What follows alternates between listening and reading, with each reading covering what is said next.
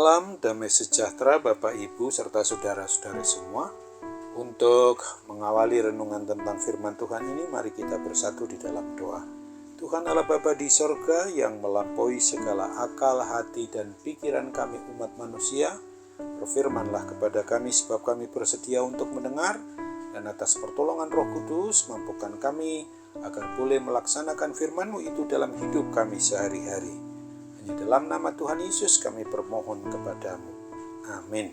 Sebagai nas renungan firman Tuhan pada hari ini diambil dari Efesus 4 ayat 2 yang berbunyi, "Hendaklah kamu selalu rendah hati, lemah lembut, dan sabar.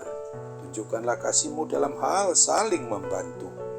Sebagai tema yang diangkat dari nas renungan kita ini adalah anggota keluarga yang rendah hati, lemah lembut, dan sabar menghadirkan kebahagiaan.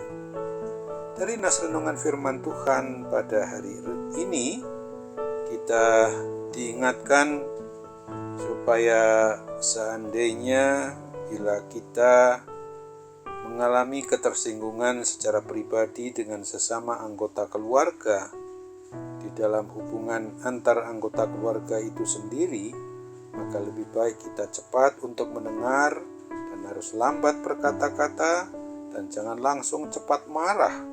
Akan tetapi apabila kita terlanjur marah, maka hendaknya jangan sampai sebelum matahari terbenam, amarah kita harus sudah padam. Apabila hubungan antara anggota keluarga, baik sebagai pasangan suami istri dengan anak-anak yang dilakukan, haruslah selalu saling menghargai dan mengutamakan sikap rendah hati serta hidup yang mau menuruti kebenaran firman Tuhan, maka damai sejahtera yang dianugerahkan dari Tuhan itu akan memenuhi keluarga kita, semua anggotanya yang ada di dalam diri kita, keluarga kita sebagai umat milik Tuhan. Oleh karena itulah maka semua anggota keluarga kita pasti selalu akan merasakan adanya suatu kebahagiaan yang senantiasa dan selalu melimpah di dalam hidup kita. Hal yang harus diingat adalah apabila kita marah, apapun sebabnya, maka ingatlah akan firman Tuhan di dalam Efesus 4 ayat 26 ini. Apabila kamu menjadi marah, janganlah kamu berbuat dosa. Janganlah matahari terbenam sebelum padam amarahmu. Maksud firman Tuhan ini adalah jelas supaya bila kita bisa saja marah, tetapi jangan sampai kita terlalu mengeluarkan kata-kata kemarahan dengan mengucapkan kata-kata yang kotor, yang penuh emosi, yang dapat menyakitkan hati sesama anggota keluarga kita masing-masing. Lalu kita akan jatuh ke dalam dosa karena membiarkan iblis mengendalikan emosi kita itu. Sekali keluarga kita dikendalikan oleh iblis, maka kedamaian dan kebahagiaan yang dari Tuhan pasti akan hilang dari dalam hidup keluarga kita tanpa bekas lagi. Apabila kita terlanjur marah, memang hendaknya kita harus ingat akan firman Tuhan ini.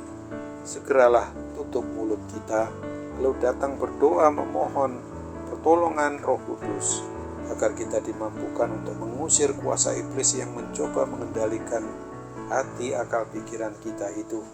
Dan di dalam mengatasi hal itu semua kita bisa duduk sendirian, bisa di kamar tidur, dan dimanapun kita berada untuk merenungkan firman Tuhan Yesus ini guna mencari sebab kenapa kita harus marah.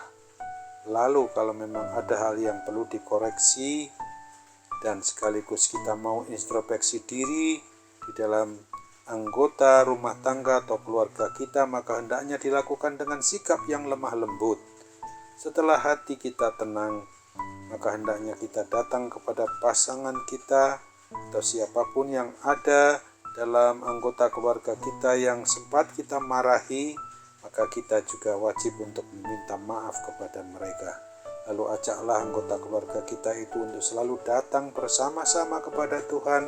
Saat itu juga untuk berdoa, mengakui dosa kesalahan kita, kita harus metanoia atau bertobat dari semua dosa-dosa kesalahan kita, memohon pengampunan dari Tuhan Yesus Kristus.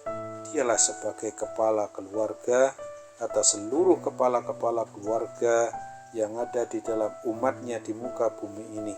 Sesungguhnya kita harus hanya mengandalkan tuntunan dari kuat kuasa Roh Kudus, mengandalkan pertolongannya, sehingga kita pasti akan merasakan bimbingan dan juga tuntunan penyertaan dari Roh Kudus itu di dalam mengatasi permasalahan atau persoalan yang sedang kita hadapi di tengah hidup pribadi maupun keluarga kita.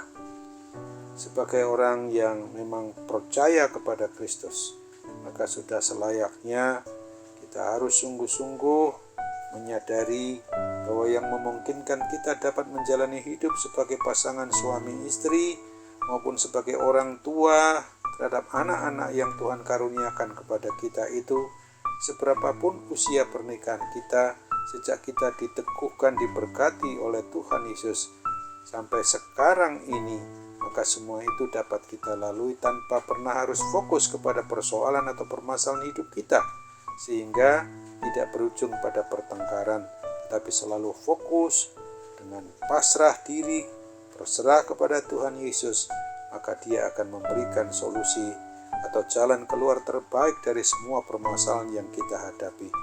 Hal itu semua dapat kita alami hanyalah karena Tuhan Yesus Kristus saja yang pasti dapat menolong keluarga kita, pribadi kita, siapapun kita, sehingga kita harus selalu bersyukur, berterima kasih kepada Dia yang pasti memberikan pertolongan di mana ada persoalan dan permasalahan hidup kita.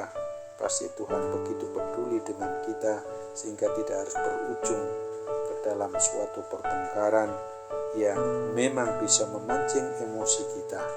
Kiranya Tuhan menolong kita untuk memampukan kita dapat mengerti betul tentang renungan firman Tuhan pada hari ini, sebagaimana juga kita perlu ingat yang ditulis dalam Mazmur 4 ayat 5. Biarlah kamu marah, tapi jangan berbuat dosa. Berkata-katalah dalam hatimu, di tempat tidurmu, tetapi tetaplah diam. Amin. Mari kita kembali bersatu dalam doa. Terima kasih Tuhan Yesus untuk firman-Mu yang pada hari ini sudah mengingatkan kami bahwa apabila kami sebagai anggota keluarga maupun dalam hidup rumah tangga kami mengalami hal yang sungguh tidak berkenan di hati-Mu, maka kami selalu harus bertobat dan kembali hanya kepadamu. Dalam nama Tuhan Yesus kami mohon, kabulkan doa kami. Amin.